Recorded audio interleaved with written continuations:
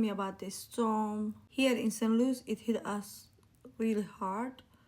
And literally we got 13.6 inch of snow. Okay, I think my city knows how to handle that kind of snow. So it was overwhelming. But thank God I ended up going to work on Monday. They canceled on the weekend. Whoever was working on the weekend, they canceled it. But other than that, I ended up going to work. And today,